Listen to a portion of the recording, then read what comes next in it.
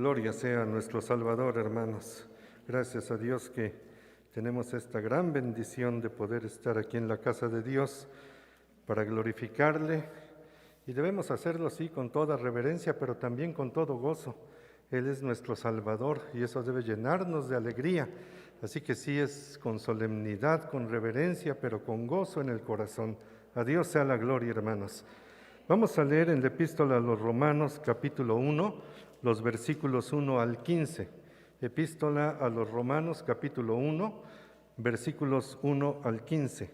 El día de hoy, como ya se había anunciado, iniciamos con nuestro pastor una nueva serie de predicaciones cuyo estudio es referente a esta epístola del apóstol Pablo. Así que vamos a leer, les invito a que leamos todos unidos a una misma voz estos 15 versículos de la palabra de Dios, que dice de la siguiente manera: Pablo, siervo de Jesucristo, llamado a ser apóstol, apartado para el evangelio de Dios, que él había prometido antes por sus profetas en las santas escrituras, acerca de su Hijo, nuestro Señor Jesucristo, que era del linaje de David según la carne, que fue declarado Hijo de Dios con poder según el Espíritu de santidad por la resurrección de entre los muertos, y por quien recibimos la gracia y el apostolado para la obediencia a la fe en todas las naciones por amor de su nombre, entre las cuales estáis también vosotros, llamados a ser de Jesucristo. A todos los que estáis en Roma, amados de Dios, llamados a ser santos, gracia y paz a vosotros, de Dios nuestro Padre y del Señor Jesucristo. Primeramente doy gracias a mi Dios mediante Jesucristo, con respecto a todos vosotros, de que vuestra fe se divulga por todo el mundo, porque testigo me es Dios, a quien sirvo en mi espíritu en el evangelio de su Hijo, de que sin cesar hago mención de vosotros siempre en mis oraciones, rogando que de alguna manera tenga al fin, por la voluntad de Dios, un próspero viaje para ir a vosotros, porque deseo veros para comunicaros algún don espiritual, a fin de que seáis confirmados. Esto es, para ser mutuamente confortados por la fe que nos es común a vosotros y a mí. Pero no quiero, hermanos, que ignoréis que muchas veces me he propuesto ir a vosotros, pero hasta ahora he sido estorbado, para tener también entre vosotros algún fruto, como entre los demás gentiles, a griegos y a no griegos, a sabios y a no sabios, soy deudor. Así que, en cuanto a mí, pronto estoy a anunciaros el Evangelio también a vosotros que estáis en Roma. Amén. Hermanos, pues estemos atentos a la exposición del mensaje de la palabra de Dios. Pueden tomar sus lugares, hermanos. Pues bienvenidos todos a esta amada iglesia. Bienvenidos a este año 2022, un año bastante importante. Un año en el que nos hemos propuesto muchísimas metas, muchas de ellas ambiciosas, tenemos que decirlo. Planes, proyectos que desafortunadamente se vieron interrumpidos con la pandemia cuando surgió en el año antepasado, cuando surge esto en el mes de marzo, donde muchos proyectos se vinieron abajo debido a que no se pudieron sostener, debido a la falta de presencia de la iglesia. Pero pues gracias a Dios el Señor nos ha permitido que a partir de noviembre del año pasado, ya parece extraño hablar del año pasado, ¿verdad? Pero del 2021, el Señor nos permite regresar al templo. Entonces tenemos muchos proyectos, muchos sueños ambiciosos, y uno de ellos es precisamente el sermón o los sermones con respecto a la epístola del apóstol Pablo a los romanos. Una epístola que tenemos que decir desde el inicio es bastante complicada. Si nosotros la leemos, digamos, sin un estudio concienzudo, sin ninguna orientación, es probable que a lo mejor nos parezca tan densa que es completamente imposible de analizarla o de entenderla. Pero la idea, mis amados, es que así como tenemos proyectos de expansión, porque queremos tener muchos eventos evangelísticos este año, pues también queremos tener eventos de aprendizaje, de profundización en las Escrituras. Y tengo que mencionar, amados, que pues esta epístola es bastante nutrida, bastante rica, que va a requerir mucho esfuerzo, tengo que decírselos, hermanos, y por esta razón hemos dispuesto ya a partir de hoy comenzar nuevamente a proporcionar boletines, porque si usted se dio cuenta, si usted hojeó su boletín esta mañana, no solamente está el orden de culto, sino también está el bosquejo del sermón. Y hermanos, pues realmente esta es quizá para muchos la epístola más importante de Pablo. Es la más importante incluso quizá de todo el Nuevo Testamento. Es cierto, tenemos que mencionar, por ejemplo, la epístola a los Hebreos, que tiene su importancia, es muy bonita, muy rica en cuanto a significado, teología, doctrina, porque la epístola de los Hebreos nos muestra a Jesucristo como el gran protagonista de todo el Antiguo Testamento y de hecho de toda la Biblia, pero también de la historia. No podemos evitar mencionar esa gran carta dedicada a toda la Iglesia universal, me refiero al Apocalipsis, que también es muy importante de estudiar y muy importante de aplicar a la vida. Y también, por supuesto, no podemos evitar los grandes evangelios de Mateo, Marcos, Lucas y Juan. Pero Romanos pertenece quizá a un ámbito de mucho pensamiento, de mucha teología y especialmente de mucha práctica. Los teólogos coinciden en que representa el pensamiento, la doctrina y la teología del apóstol, la cual es bastante práctica, tenemos que decir. Porque el evangelio, mis amados, no se trata solamente de una racionalización o de una intelectualización, se trata de una aplicación. Y Romanos nos va a llevar a eso. Y el estudio de este libro, al que le vamos a dedicar mucho tiempo, prácticamente todo el año vamos a analizar la epístola de Pablo a los Romanos, porque vamos a ir dividiendo la carta, irnos pausadamente para que nos familiaricemos con la misma. Y esto, como dije hace un momento, va a requerir de algo de nuestro esfuerzo.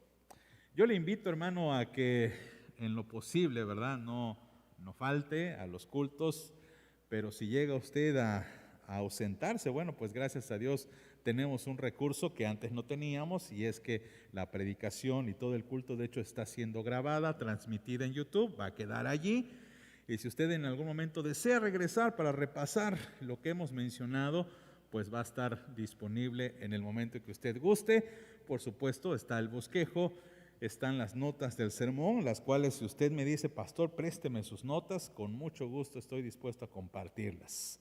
Pero también vamos a leer mucho, vamos a ver en la palabra. Y yo sé que muchos de ustedes, por ejemplo, acostumbran ya a traer su Biblia en su celular, es muy práctico y no lo critico ni lo elimino, pero en algunas ocasiones va a valer la pena, y usted lo va a ver, que usted subraye, que usted haga notas al margen de su Biblia, cosa que en el celular no se va a poder hacer.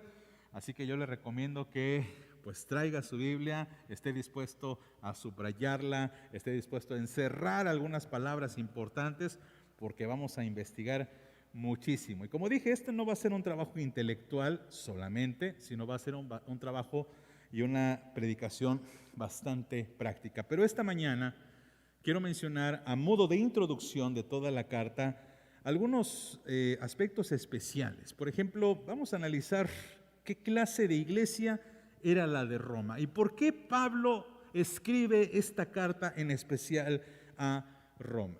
En segundo lugar, vamos a ver por qué llamamos a esta serie el Evangelio según San Pablo. ¿Por qué le llamamos así?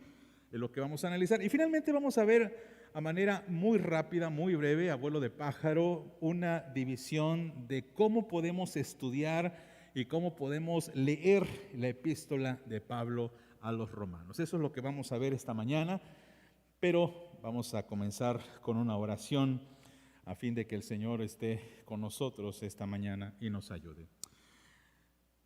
Dios Santo, Espíritu Santo, gracias porque en tu soberanía has inspirado al apóstol Pablo para escribir esta carta. Y se escribe no solamente para un destino, para un grupo de personas en especial, sino creemos que como tu palabra es viva y eficaz, también está escrita para nosotros. Rogamos que nos ayudes a entenderla, nos ayudes a discernirla, nos ayudes a aplicarla, Señor, para que podamos de esta manera no solamente ser oidores, sino hacedores de tu palabra. Lo pedimos en el nombre de Jesucristo nuestro Señor. Amén. Analicemos primeramente, hermanos, como ya dijimos en este pequeño bosquejo de introducción, qué clase de iglesia era la iglesia de Roma. Porque Pablo escribe a los cristianos que están en Roma. Y vamos a resaltar algunas cuantas cosas que por cierto ya aparecen en su boletín, que me gustaría que ustedes fueran a lo mejor tomando notas adicionales, subrayando lo que a usted le parezca interesante, anotando quizá otras cosas que le parezcan también importantes que vamos a mencionar en un momento. Y lo primero que tenemos que resaltar de esta iglesia, y que es bastante interesante, es que es una iglesia, o es una de las pocas iglesias que no fue fundada ni por Pablo, ni por un cristiano, digamos, prominente, como por ejemplo el resto de los apóstoles. Estoy hablando, por supuesto, de Pedro, Juan, Jacobo y compañía. Según investigaciones bíblicas, según estudios bíblicos, según libros y cartas de este periodo, el primer siglo, todos coinciden en que no se sabe quién funda la iglesia de Roma. Pero lo que sí estamos seguros es que Pablo no la fundó. Y esto es bastante peculiar porque cuando Pablo escribe una carta, casi siempre la dedica a cristianos o a creyentes con los cuales él se desarrolló, los cuales él conoció, los cuales él edificó, porque evidentemente Pablo fundó muchísimas iglesias, entre las cuales podemos resaltar, por ejemplo, la iglesia de Éfeso, la iglesia de Galacia, la iglesia de Corinto, la iglesia de Filipos. Son iglesias a las cuales Pablo escribe porque tiene un conocimiento primario de las cosas. Él sabe lo que sucede en cada iglesia y por esta razón cuando escribe algunas cosas a las iglesias es porque sabe de los problemas que esta iglesia tiene y lo conoce de primera mano. Pero de Roma no se sabe realmente quién la fundó, pero aún así Pablo, con el discernimiento que le da el Espíritu Santo, es que Pablo comprende que hay algunas cosas que están sucediendo en Roma, porque si hay algo digno de resaltar en la iglesia, es que esta iglesia ha estado creciendo de una forma exponencial, a tal grado que Pablo va a llegar a mencionar, y por favor vayan ahí en sus Biblias, a Romanos capítulo 1, y ruego que por favor no cierren sus Biblias, ni quiten, digamos, el renglón o el separador de esa parte. Romanos capítulo 1, dice el versículo 8, primeramente doy gracias a mi Dios mediante Jesucristo con respecto a todos vosotros de que vuestra fe se divulga por todo el mundo. Y cuando Pablo escribe esto, él nos da a entender, por un lado, que la fe de la cual está diciendo es de que la fe en Cristo ciertamente está teniendo una diversificación, pero que no solamente se está evidenciando la fe de Cristo en toda Asia Menor y en parte de Europa, como lo es Roma, sino que también la fe de los romanos. El ejemplo de la iglesia de Roma está siendo evidente prácticamente a todo el mundo. Es algo digno de resaltar. ¿Quién fundó la iglesia en Roma? Realmente hay muchas teorías con respecto a que muy probablemente fueron misioneros judío-helenistas los que formaron esta iglesia, y que esta iglesia pues llegó a ser parte de una tríada, por así decirlo, de las iglesias más importantes de aquella zona. En aquel tiempo las iglesias importantes eran la iglesia de Antioquía, la iglesia de Jerusalén y la iglesia de Éfeso. Pero en el año 70, cuando Roma destruye Jerusalén, evidentemente la iglesia de Jerusalén también parece ser que desaparece por un momento, y entonces emerge la iglesia de Roma, y entonces existe o está esta, digamos, tríada de las iglesias más fuertes y crecientes de esta zona: Antioquía, Roma y Éfeso. Y esta es la razón por la cual, hermanos, es digno de admirar esta iglesia. Éfeso la funda Pablo, Antioquía hay muchas discusiones al respecto, pero Roma no sabemos exactamente quién la fundó. Algunos teólogos católicos mencionan que hay probabilidad de que Pedro haya fundado esta iglesia, y nosotros sabemos de dónde viene esta pequeña presunción, ¿verdad? Porque ellos se enfatizan mucho en que Pedro es, pues, el obispo de Roma, el papa, digamos. Pero no hay investigaciones serias, no hay pruebas fidedignas de que esto sea así. Ahora, una segunda característica de la iglesia de Roma es que podemos detectar que en la iglesia hay numerosos cristianos de origen judío. Hay muchísimos creyentes allí que proceden o que tienen raíces judías. Quiero que por favor vayan a sus Biblias a Romanos capítulo 16.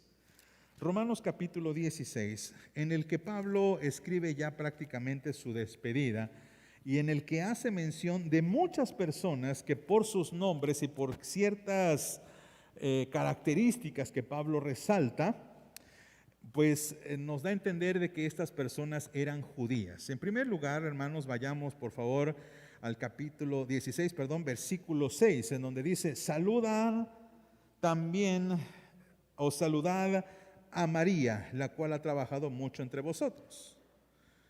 María era un nombre bastante común entre los judíos, pero no entre los helenistas. Entendemos entonces que este nombre pertenece en exclusiva a gente que es de este origen judío. Otra mención especial merece en el versículo 3, por favor: saludad a Priscila y Aquila, mis colaboradores en Cristo Jesús. ¿Y quién es Priscila de Aquila? Quizá usted lo ha escuchado por ahí, son una pareja muy famosa en todo el Nuevo Testamento, pero por favor vayamos sin perder Romanos 16, vayan a Hechos capítulo 18, versículo 1 y 2. Y ahí vamos a descubrir algo bastante importante respecto a esta pareja. Hechos capítulo 18, versículo 1 y 2, dice la palabra del Señor: después de estas cosas, Pablo salió de Atenas y fue a Corinto y halló a un judío llamado ¿quién? Aquila, natural del Ponto, recién venido de Italia, con Priscila, su mujer, por cuanto Claudio había mandado que todos los judíos saliesen de Roma, fue a ellos. Aquí tenemos entonces a Priscila y Aquila, dos judíos. Nos vamos un poquito adelante, seguimos en Romanos 16, esta vez en el versículo 7. Noten que Pablo dice: saludad a Andrónico y a Junías, mis parientes y mis compañeros de prisiones, los cuales son muy estimados entre los apóstoles. Hay discusión con respecto al significado de la palabra parientes. Parece ser que Pablo habla de paisanos, es decir, gente que es de la misma región o del mismo lugar de donde Pablo había surgido. ¿Y de dónde era Pablo? ¿Se acuerdan ustedes? ¿De dónde era? De Tarso, acuérdense, Saulo de Tarso. Y es probable que estos hombres, Andrónico y Junías, fueran también de Tarso. Vamos más adelante, versículo 11, dice el texto: saludad a Herodión, mi pariente. Posiblemente era un primo lejano, un hermano del tío. Ya saben ustedes que en cuanto a familias no podemos distinguir qué ramificación se tenía, pero tenemos aquí a una persona que probablemente era familia directa del apóstol. Posteriormente vemos en el versículo 13 a otro hombre. Dice: saludad, ¿a quién dice? A Rufo, escogido en el Señor, y a su madre y mía. Ahora, hay algo muy interesante con este nombre y quiero que por favor vayan a Marcos capítulo 15. Marcos capítulo 15, sin perder Romanos 16, por favor. Marcos capítulo 15, versículo 21. Por eso les decía, hermanos, que sí vamos a necesitar Biblias, porque en el celular a veces, si usted busca Marcos ahorita, ya va a perder Romanos 16, ¿verdad? Pero bueno, para la próxima, procure traer una Biblia en papel y va a ser más sencillo. Entonces vamos a Marcos capítulo 15, por favor. Y leemos en el versículo 21 la siguiente declaración. Marcos 15, 21 dice la palabra del Señor. Y obligaron a uno que pasaba, Simón de Cirene, padre de Alejandro, ¿y de quién dice? De Rufo, que venía del campo a que le llevara la cruz. Aquí entonces, según la referencia bíblica, Rufo era hijo de Simón de Cirene. En otras palabras, Rufo era un judío. Entonces hay muchos judíos aquí en Roma. Evidentemente, hermanos, no podemos negar que también la iglesia está compuesta por muchos gentiles, y esto es evidente en toda la carta, cuando habla Pablo de que el evangelio es tanto para judíos como para gentiles. Y esta, digamos, multipoblación de la iglesia hace sospechar también por las palabras que Pablo escribe en esta carta que parece que la carta, Pablo pretende, entre muchas otras cosas que vamos a mencionar más adelante, hacer una especie de mediación entre estos dos grupos, entre judíos y entre gentiles, entre judíos y entre helenistas o helénicos. Porque parece ser, como sucede también en la carta a los Efesios, en que los judíos tenían una cierta actitud presumida hacia los demás. Y ustedes saben de dónde venía esa actitud un poco presumida. Y es que ellos creían que seguían siendo el pueblo de Dios y que de alguna forma eran los consentidos de Dios. Y esto hacía que tuviesen una especie de desprecio, de desdén hacia aquellos que fuesen helenistas, paganos o gentiles, como quiera usted llamarle. Entonces, Pablo lo que quiere es que la iglesia esté unida. No sabemos hasta qué punto haya problemas, porque, como dijimos, Pablo no conoce de primera mano esta iglesia, pero creemos que dirigido por el Espíritu Santo, el apóstol Pablo escribe con una autoridad que es divina, diciendo: nosotros creemos en un evangelio y en ese evangelio no hay diferencia entre judío ni griego. Entonces Pablo pretende hacer una unión de una quizá evidente división. Finalmente, hermanos, otra de las características de esta iglesia es que usted va a notar que cuando Pablo escribe su carta hay muchísimas referencias al Antiguo Testamento. Si usted ve en sus Biblias, simplemente ojee su Biblia y se va a dar cuenta que hasta el final hay varias notas de pie de página, ¿verdad?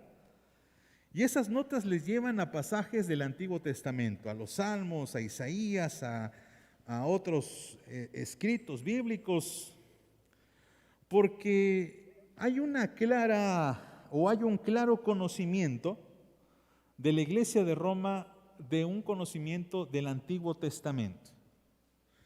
Recuerden, amados, que para estas fechas circulaba en el mundo antiguo la versión de los 70, también llamada como la versión de la Septuaginta o la versión griega del Antiguo Testamento. Hubo un rey llamado Ptolomeo que mandó expresamente hacer una biblioteca en Alejandría y que él mandó que todos los libros importantes de su tiempo y de su región se tradujesen al griego. Y muchos de esos libros, entre los cuales estaba el Antiguo Testamento de los judíos, también fue traducido. Y esto, para gloria de Dios, funcionó para la posterior evangelización. Es interesante cómo el Señor mueve las cosas. Cómo a través de un rey pagano, un rey totalmente idólatra, porque no lo hizo por motivos religiosos, él no lo hizo porque le interesara la palabra de Dios, él simplemente lo dijo como: pues vamos a estudiar todos los libros entre los cuales está la Biblia. Recuerdo un profesor de literatura cristiano era. Que él pues nos hizo leer la Ilíada y la Odisea y nos hizo leer Romeo y Julieta y aprovechó la clase de literatura para darnos Biblia. Y cuando alguien preguntaba, ¿por qué estás dando Biblia? Es parte de la literatura.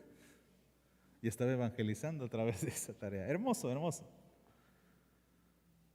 Y él nos instaba en ese tiempo a leer Proverbios. Léanse Proverbios, muchachos.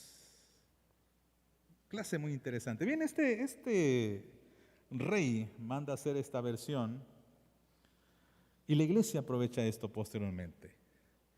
Y Pablo va a aprovechar esto para dar muchas enseñanzas respecto a lo que Dios dice del Antiguo Testamento. Ahora, conociendo un poco la iglesia, vamos un poquito al contenido de la carta. Vamos a ir al contenido teológico de la carta. Y establecemos esto como el Evangelio según San Pablo. ¿Por qué? Quizá usted preguntará, ¿por qué la serie de Romanos no se llama simplemente serie de la carta a los Romanos? Y le pusimos este nombre, hermanos, le hemos querido llamar el Evangelio de San Pablo, debido a que no es una idea original, tengo que mencionarlo, no es que a mí se me haya ocurrido. Realmente, hermanos, hay muchísimos comentaristas, muchísimos biblistas, muchísimos expertos que le llaman a la epístola de Pablo el Evangelio según San Pablo.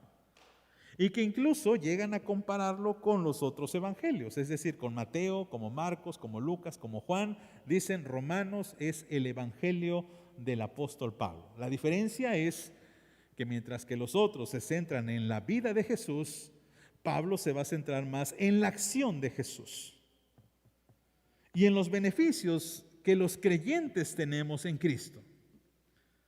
Pablo no nos va a hablar del nacimiento de Jesús. Pablo no nos va a hablar de los milagros de Jesús. Pablo no nos va a hablar de la vida de Jesús, no porque no le interese, sino que porque para la iglesia lo que Pablo quiere establecer es que en primer lugar los romanos entiendan qué es el Evangelio. ¿Qué significa el Evangelio? ¿De qué se trata el Evangelio? Algo que es muy útil para nosotros, porque no sé si le ha pasado, que hemos hablado tanto del Evangelio y mencionamos tanto que estamos en el Evangelio que de repente se nos llega a olvidar precisamente en qué consiste el Evangelio. ¿De qué se trata? ¿Cuál es el beneficio? ¿Cómo es que nosotros somos beneficiados? El tema principal de la epístola de Pablo a los Romanos es el Evangelio de Jesucristo. Y esta va a ser, mis amados, de hecho, su tesis principal. Si usted me preguntase, ¿cuál es el versículo clave? Ya ve que muchas Biblias tienen, ¿cuál es el versículo clave de Efesios? ¿Cuál es el versículo clave de Gálatas? ¿Cuál es el versículo clave de Apocalipsis? El versículo clave de Romanos es Romanos capítulo 1. Quiero que vayan allá, por favor. Romanos capítulo 1, versículo 16 y 17. Romanos 16 y 17 es el tema central, es el corazón de la carta a los romanos. Si usted tiene una Biblia, yo le recomendaría que incluso estos los encierre o les ponga una marca y diga, este es el mensaje central del Evangelio de Pablo. Este es el mensaje central de la epístola de Pablo a los romanos. Dice el texto bíblico, porque no me avergüenzo, todos juntos, del Evangelio, porque es poder de Dios para salvación a todo aquel que cree, al judío primeramente y también al griego, porque en el Evangelio la justicia de Dios se revela por fe y para fe, como está escrito, mas el justo por la fe vivirá. De hecho, con estos dos versículos es más que suficiente para exponer toda la carta a los romanos. Estos dos versículos le dan a Pablo el pretexto ideal para escribir 16 capítulos acerca de lo que consiste el Evangelio y lo que se aplica del Evangelio. Y el objetivo es ese. Por un lado es entender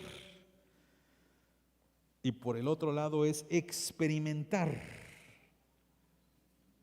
de qué se trata el Evangelio de Jesucristo.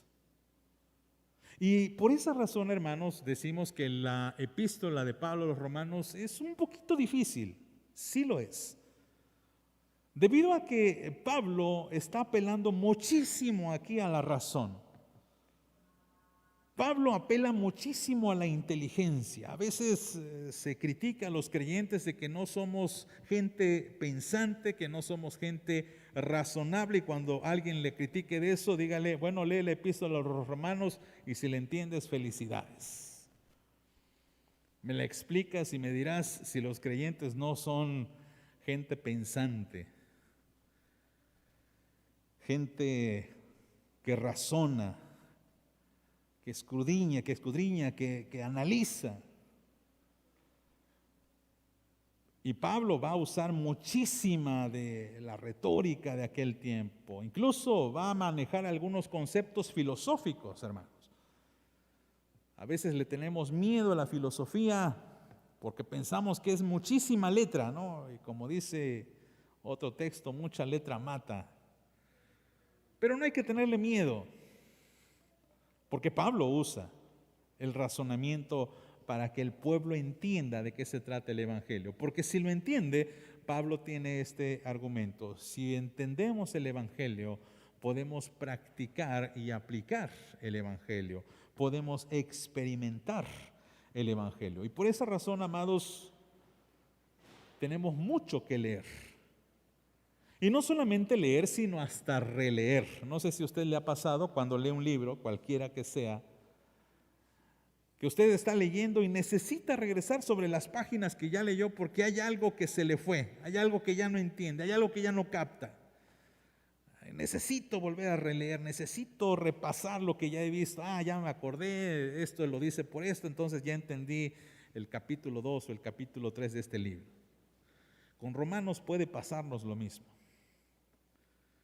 Con Romanos puede pasar exactamente lo mismo, porque la carta a los Romanos, a diferencia de las demás cartas, es que el pensamiento de Pablo va desarrollándose, y voy a usar una palabra que a veces no nos gusta entre los cristianos, pero no tiene nada de malo. Digamos que el pensamiento de Pablo en ocasiones va evolucionando. Y Pablo descansa sobre lo que ha dicho, digamos, en el capítulo 2, para refrendar lo que va a decir en el capítulo 5 y cómo lo va a establecer en el capítulo 8. Entonces es muy importante ir siguiendo el hilo. A diferencia de otras cartas, como por ejemplo Corintios, que son un poco más fáciles de entender, porque Pablo ahí divide su escrito en temas, ¿no? Y habla del amor, capítulo 13, y quizá usted, aunque no entendió el capítulo 7, donde habla acerca de que hay problemas en el matrimonio, no importa tanto porque el 13 se explica a sí mismo. Y quizá usted lea Corintios 12, los dones del Espíritu, y a lo mejor si no lee el capítulo 2, dice, bueno, puedo pasármelo por alto. En Romanos no es así. Hay algunas cosas que por supuesto sí saltan a la vista y lo podemos entender, pero si queremos entender bien la carta y comprenderla muy bien y aplicarla muy bien, sí va a ser importante que hagamos este análisis, este estudio. Es muy probable que la carta haya sido escrita durante el tercer viaje misionero del apóstol Pablo.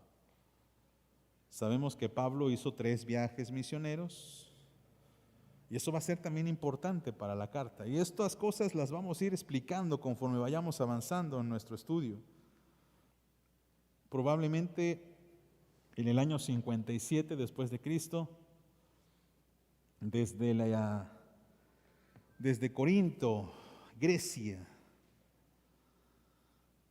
Según la carta, si van al capítulo 16 nuevamente, Romanos 16, dice la palabra que hay un secretario de Pablo llamado Tercio, versículo 22, por favor. Dice Romanos 16, 22, yo Tercio, que escribí la epístola, os saludo en el Señor. Y en el versículo 23 nos dice que Pablo se encuentra en la casa de un hombre llamado Gallo. Dice el texto, os saluda Gallo, hospedador mío y de toda la iglesia. Estos nombres los vamos a ir analizando, hermanos, conforme pase el tiempo.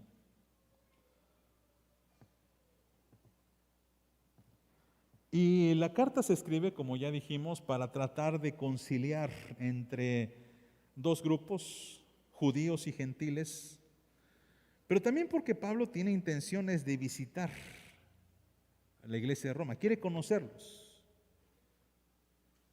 Si usted va otra vez, Romanos capítulo 1, perdonen que los traiga de aquí para allá, y ahorita los voy a traer durante toda la epístola así. Romanos capítulo 1. Por favor, vamos al capítulo 1, versículo 13, dice, pero no quiero, hermanos, que ignoréis que muchas veces me he propuesto ir a vosotros, pero hasta ahora he sido estorbado, para tener también entre vosotros algún fruto como entre los demás gentiles. A griegos y no griegos, a sabios, a no sabios, soy deudor, así que en cuanto a mí pronto estoy a anunciaros el evangelio también a vosotros que estáis en Roma. Entonces aquí tenemos dos objetivos, de hecho, que el apóstol Pablo quiere hacer. Por un lado, quiere visitar la iglesia, quiere conocer a los hermanos, aunque algunos ya los conoce y hemos visto que en sus saludos finales, pues Pablo escribe a cristianos que él ya conoce. No sabemos cuántos miembros tendría la iglesia, pero esto vamos a hablarlo un poquito más adelante. Pero también parece ser que Pablo desea hacer una colecta para los pobres de Jerusalén. Para esto quiero que por favor vayan a Romanos, esta vez capítulo 15, Romanos 15, versículo 25 al 28.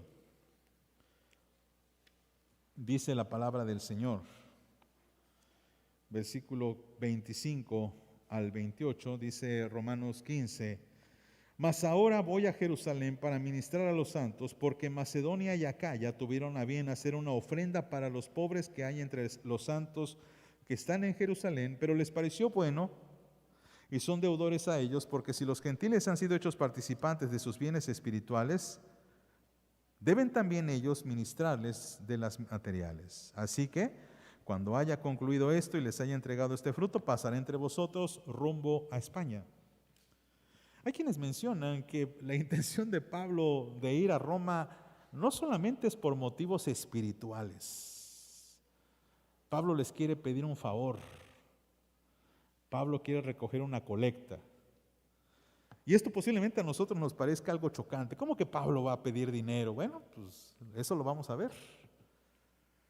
¿Es lícito eso? Pablo lo hizo. Vamos a ver qué argumentos da en toda la epístola. Como dije, hermanos, Pablo no solamente predica el evangelio, sino también desea que se practique el evangelio. Y una de las prácticas del evangelio que nos va a mostrar la epístola es la generosidad hacia los hermanos. Algo muy interesante. Hay quienes sospechan de que Pablo escribe la epístola también como para tratar de defender un poquito su apostolado, debido a que Pablo no está seguro de que en Roma hayan llegado esos rumores de que Pablo estaba como usurpando un cargo o un ministerio que no le correspondía. ¿A qué me refiero? Hermanos, recuerden ustedes que en la carta de los Corintios, la segunda, y también la epístola de los Gálatas, existe una defensa del apostolado de Pablo, porque había algunos creyentes que lo criticaban y lo acusaban. Los despreciaban debido a que decían, Pablo no es apóstol y por eso no lo tenemos que escuchar. Y Pablo defiende su apostolado. Lean la segunda carta a los Corintios y la epístola a los Gálatas y se van a dar cuenta cómo Pablo defiende esto. Y hay mucha probabilidad, según el pensamiento de algunos comentaristas, de que Pablo por eso también escribe la epístola a los romanos, porque quiere que la epístola llegue antes que él mismo, a fin de que cuando Pablo llegue los hermanos ya lo ubiquen y los hermanos ya digan, mira, no es un predicador cualquiera, es un predicador con inteligencia, es un predicador que tiene conocimiento del Señor y tiene conocimiento de las Escrituras. ¿Logró Pablo llegar a Roma? Eso también lo veremos. Ahora, hermanos, vamos a divertirnos un poquito más. Vamos a hacer una diversión ahorita.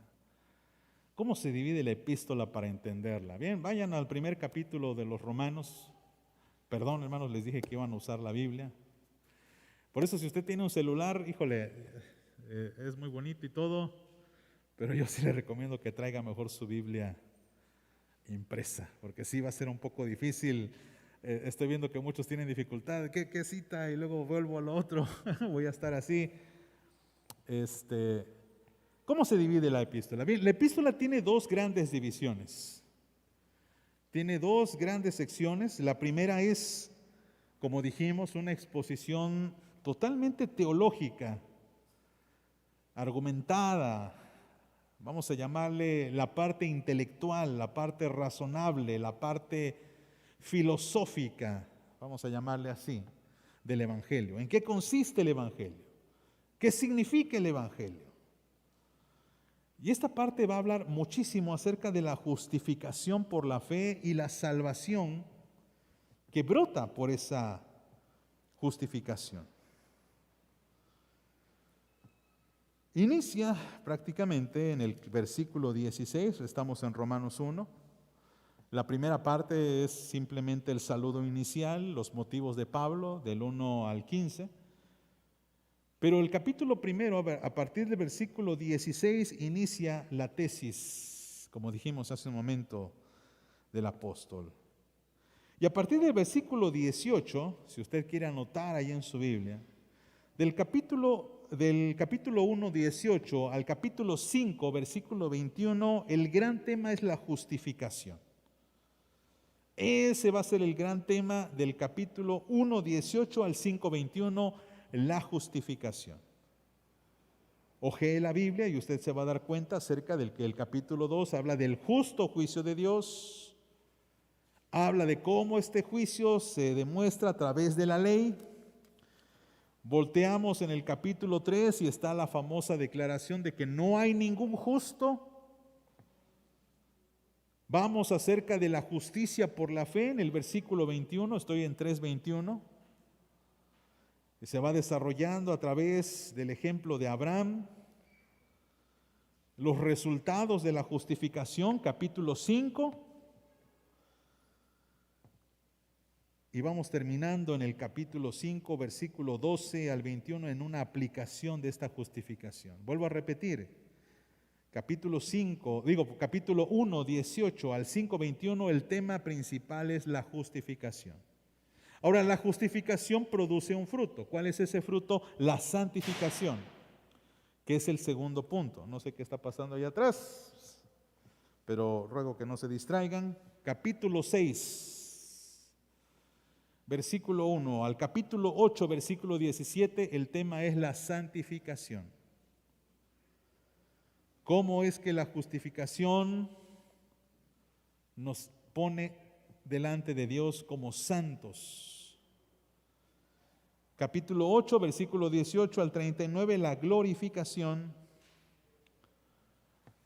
Y finalmente, capítulo 9 al capítulo 11, 36, la justicia de Dios tocante al pueblo de Israel. Ahora, si usted quiere el bosquejo, con mucho gusto se lo puedo proporcionar, hermanos. No está en el bosquejo del sermón, debido a que es demasiada información, pero está disponible si usted lo desea. De hecho, de alguna forma vamos a tener estas divisiones en todos los sermones para explicar cada parte, cada detalle, cada aspecto de estas mismas divisiones. Ténganme paciencia, hermanos. Segunda parte. A Pablo no le interesa solamente la filosofía cristiana. No, Pablo no quiere hacer una filosofía del cristianismo, porque lo que Pablo quiere es que la iglesia aplique el evangelio, y de eso se trata la segunda parte, que abarca prácticamente desde el capítulo 12 hasta terminar. Pero vamos a limitarlo al capítulo 15, versículo 13, porque la última parte es más como los saludos y las digamos, las salutaciones finales y los objetivos finales del apóstol Pablo. Romanos 12, versículo 1 al 15, versículo 13, Pablo va a desarrollar a forma de exhortación, de llamado, cómo se debe aplicar el evangelio a cuestiones prácticas. ¿Cómo se aplica el evangelio a problemas concretos de la comunidad de Roma? Y va a comenzar hablando de cómo se aplica esta justicia en la congregación, en la iglesia. Porque lo primero que tenemos que aprender con respecto al evangelio, que el evangelio se aplica primeramente en la iglesia. ¿Cómo se aplica hacia el gobierno civil? Si usted lee el capítulo 13, inicia esta controversial orden de Pablo, donde dice, sométase toda persona a la autoridad superior. Y estamos en Roma, donde el emperador es Nerón en estos momentos. ¿Usted se sometería a Nerón? Vivimos en un mundo donde despreciamos al gobierno, ¿verdad? Sea quien sea.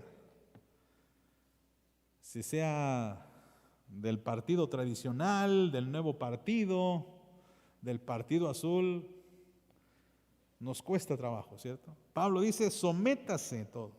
El evangelio se aplica en el sometimiento, en el deber hacia el civismo. Capítulo 14, Pablo habla acerca de algunos aspectos que a lo mejor hay ciertas dudas. ¿Qué pasa si un hermano sigue pecando? ¿Tengo que mostrarle amor? ¿Tiene que haber efecto del evangelio? Y el capítulo 15, versículo 14 en adelante, habla acerca de cómo se propaga este evangelio. Casi Romanos no lo vemos como una carta de evangelización, pero vamos a ver cómo sí Pablo nos llama a eso. Hermanos, todo esto lo vamos a ver a lo largo de este año. Esta fue una introducción, sé que di muchos datos, mucha información, no se preocupe si no entendió mucho. Está el sermón grabado, usted lo puede volver a ver, lo puede repasar. Si usted desea las notas del sermón, con mucho gusto se las puedo proporcionar. Pero hermano, lo que queremos este año es que la iglesia vaya creciendo en el Señor. Que no solamente seamos oidores, sino hacedores.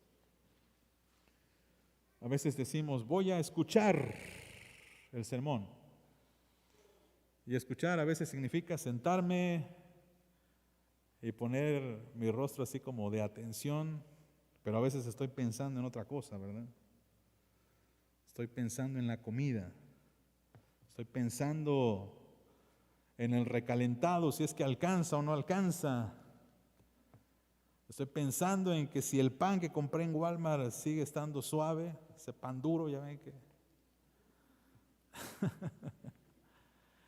Y hermanos, esto también es carne, esto es algo que nos va a nutrir durante todo el año. Y va a ser de más bendición si usted es diligente, si usted toma nota, si usted incluso, si no llega a venir un domingo, a lo mejor diga, hermano, no voy a venir, pero apárteme un bosquejo, por favor, apárteme un boletín. Porque hermanos, queremos que la iglesia crezca y que como a los romanos se les dedicó esta carta para que por un lado conozcan y entiendan el evangelio, pero también apliquen el evangelio, la idea es que el divino Salvador y todos aquellos hermanos que lleguen a ver esta transmisión y estas predicaciones tengan la misma experiencia. Sepan, conozcan y aprendan qué es el evangelio y apliquen lo que significa el evangelio en todos los aspectos de la vida. Oramos. Señor, estamos delante de ti pidiéndote